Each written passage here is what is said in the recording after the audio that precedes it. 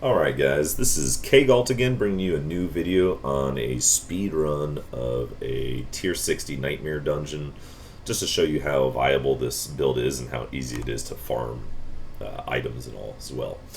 But before we get started on the nightmare dungeon, what I want to do first is thank everybody for the tremendous amount of support that you guys have been giving me. I nearly have 1,000 subs in basically 24 hours, which is mind-blowing, so again, thank you so much for the love and support, and don't forget to hit that sub button and continue showing me that you are interested in this content, and I will continue to bring you guys some really cool videos. Alright, so first what I want to do is I want to show you guys the gear that I'll be using for the speed pushes. It's quite simple. I don't really change much. I'm mainly going to be using my razor plate instead of my huge damage reduction chest that I use for pushing. We don't need so much damage reduction, but most importantly, you see that I have the blue gems in here, and that's because I'm not using this chest. My damage reduction bucket for fortified at 52 is now at 44. See, I only lose 10%. It's pretty awesome, and just from those two gems, right? So next up here, we do have all these stats from the sword. Honestly, the sword is still better to use, but a lot of people want to see Ancient's Oath. It is a really fun item to use. I love using it. It has vulnerable damage on it, which is really what we need. The only thing it doesn't have is strength, which is big for this build, but it does have 9 ranks of Steel Grasp. Now, you'll notice that my Steel Grasp is currently maxed out at 7 seconds per cooldown. When you get 9 ranks, it's only giving you another 1.5 second cooldown, but that's pretty huge. It also makes the chains really wide, and it makes them look really cool because the skills at up to 14 points. You can also get that higher with different skills on your amulet and helmet as well. You can actually get that up to skill 20, I believe. So next thing we're going to do, these are the boots that I wear for my pushing, but I'm just switching that out to movement speed. I still have my damage reduction while injured and still strength, and instead of fortification I have berserker duration just to make quality of life a little bit easier, since our cooldown reduction is going to be reduced since I'm using a movement speed amulet. And again, ideally this is going to say movement speed, shrine buff duration, strength percentage, and then some type of damage reduction, but I'm broke, don't have anything to reroll anything, so this is just what I use. Alright, so now we have a lot of movement speed. We still have substantial damage reduction and a lot of damage reduction while injured, so you really have nothing to worry about as far as that. But the major difference with this is that our base thorns, instead of 4,000, is now at 16,000. So when we add our life pool when we hit our taunt, it's just going to be basically a little bit higher than we have with our damage reduction gear. But we are losing this Thorns imprint, which you could technically put on your one-hand weapon, so you still have a lot more Thorns, but it's really not necessary for these speedruns. On top of that, a lot of people were asking about gear and theory crafting and all that, and if there's enough in the comments, if you guys leave comments saying that you want a theory crafting video, I'd be more than happy to show you everything, but you'll notice all these upgraded pieces of gear in my stash here.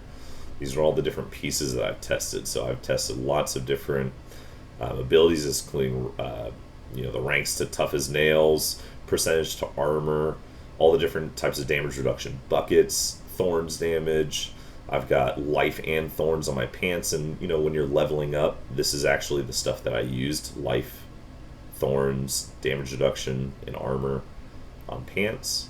A lot of different things that I've used. And so again, if people want to see more of this, I can go over this in a different video, but let's get right to it. Let's get to this nightmare dungeon. So I have all my equipped gear on, so let's go ahead and give it a start. So I have a Blind Burrows here. It is a Torment 63, which I think is high enough for a speed run. I can actually go up to 75s pretty comfortably with this build. Once you get above 75, I do change my razor plate out just because I like that damage reduction. And your health pool kind of gets a little scary when you go above 75. Now, you are more than welcome to pop consumables and all that good stuff, especially if you're farming experience.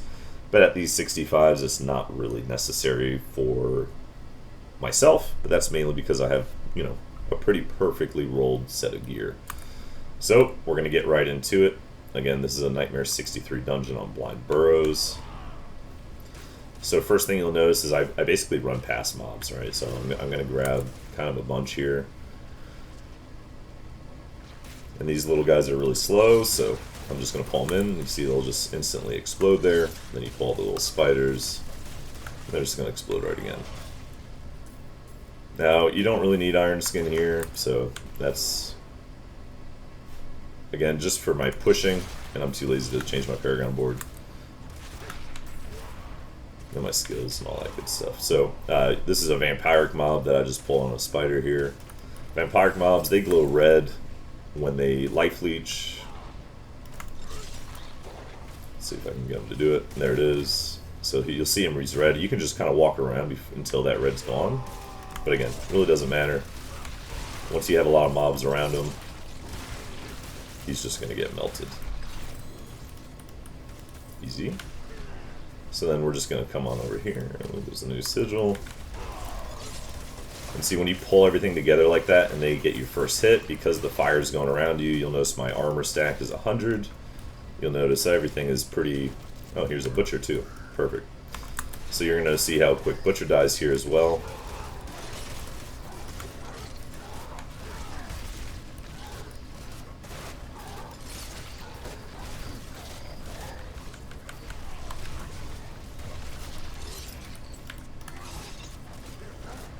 And you'll notice, the health will drop, but once you're in that injured zone, the health will drop so kind of steadily that you can eat stuns, you can pop a potion, whatever you want to do.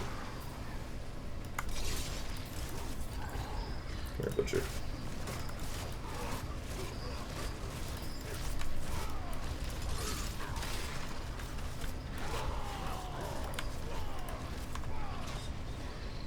So I'm just gonna keep pulling mobs to him just to kill him a little bit quicker.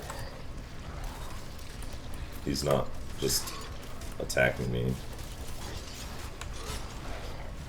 There he goes. He seems to be pretty much on me now. So this dungeon looks like we have life regen on it, which is probably pretty bad for, fighting against a butcher, but you can see how comfortable this is. If I'm just 1v1ing him, like, there's nothing he can really do against me.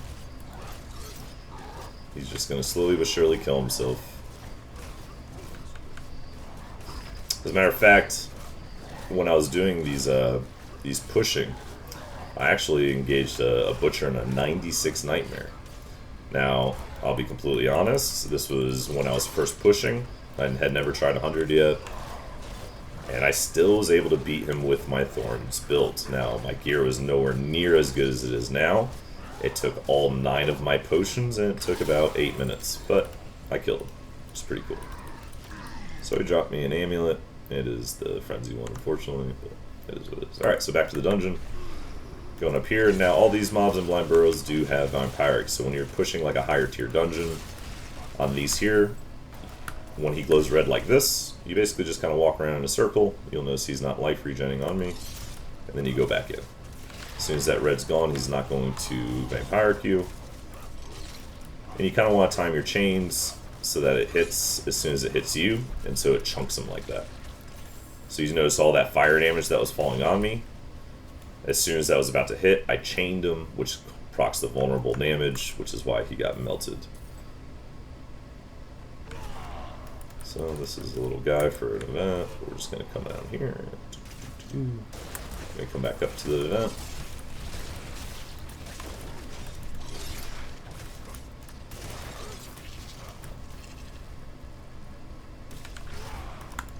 Now, the good thing about using this Ancestral's Oath is that your Steel Grasp is really on an awesome cooldown. And also one thing that I didn't show as well is on these boots that have the movement speed, I also have the Weapon Mastery to give me an extra ability, so that you have 3 cooldowns of Death Grasp instead of just the 1, or the 2. Just down here.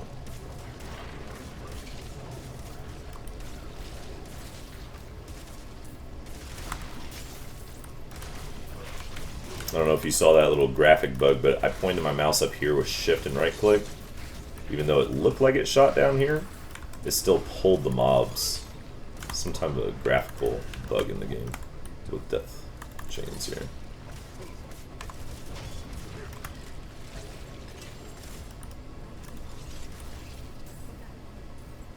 Give me my chest.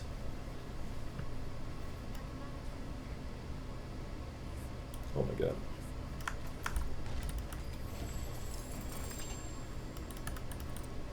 Okay.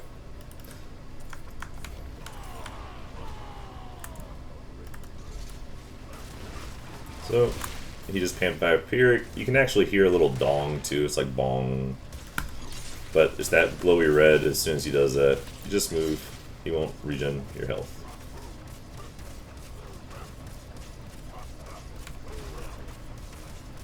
So I'm waiting for him to do his little fire. If he's gonna do his fire, there's the vampiric.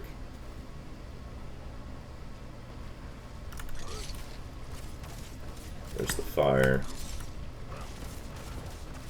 Oh, it didn't seem to do anything to him. Pretty fun. There's the vampiric.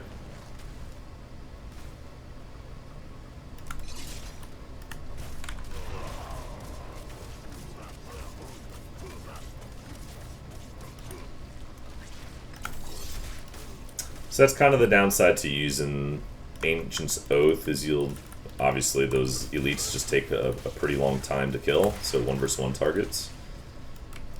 So when you use a weapon with strength and all stats, you also have that imprint for Thorns damage, and so you're just doing a ton more damage than this. But the Ancient's Oath is pretty nice, and so I'm going to swap now though. So now you'll see all this, you know, cooldown reduction and all that good stuff with the Ancient's Oath, but you'll see how much more powerful we are now when using a proper weapon. So I'm just going to pull all this here and see how it just literally just melts.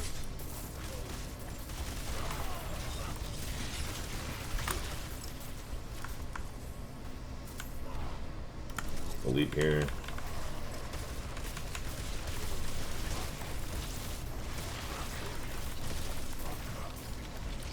You can obviously see how much faster that was.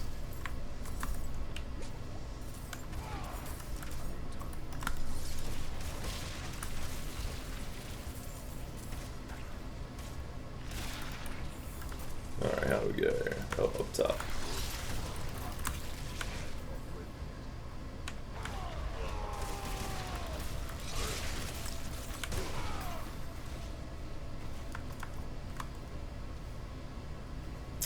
Alright, so on we go to the second portion of Blind Burrows. Sorry I'm not going as fast as I technically could, but I wanted to clear the Butcher and show you the Ancient's Oath and all that good stuff, so we're going to go pretty fast here.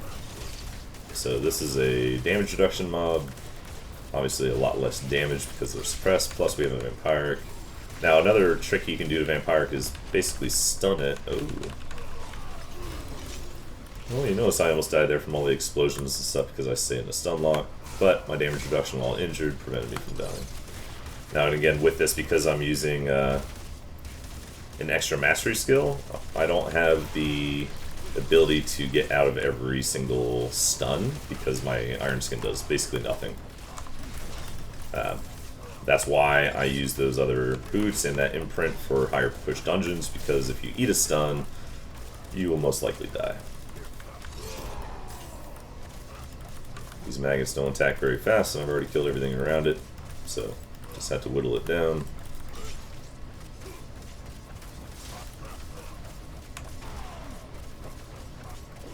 Plus this dungeon unfortunately has 15% lifesteal on all the mobs, so probably a mistake in picking that. That's okay. It's just a 63, and that's the good thing about Nightmare Dungeon 60s. So that it really doesn't matter what dungeon you do or what prefix it has. It doesn't matter if it's physical damage or close damage or less vulnerable. Like this has duration of vulnerable is reduced by 60 plus their lifesteal. Alright, so it's probably the worst roll you can get, honestly, for a barb. But it's not a problem at this tournament. Again, once you get above 75, then you kind of have to worry about some of the prefixes and just be wary of what you're dealing with. And damage reduction will be more key the higher you push. But it is always fun to just run Nightmare Dungeons nice and quick, so that you can farm items and your power for your glyphs and all that good stuff. Now, as far as unique farming, I can actually release a video on that as well, because I have found over 200 unique items on this character. I've not found an uber unique yet, unfortunately. But you can farm them tremendously fast with this build. And you do not farm them in Nightmare Dungeons. So, if people are interested in that, I can also share some advice there. And you'll notice as soon as I got mobs around me, that boss just melted, right? So, that is a speed run of a Nightmare Dungeon 63. So I'm hoping that you guys enjoyed the build, and just to show you again the gear that I used for it. And don't forget to hit that sub button and like the video. Allow me to continue to grow as a creator here, I suppose, as a content creator, and throughout the season and throughout the next few days here.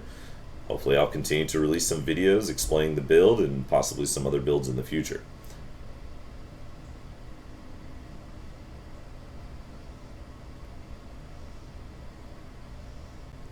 So, I'm going to level up my glyph here, but other than that, I hope you guys are enjoying the build. I hope you guys enjoyed all the other videos that I have come out with.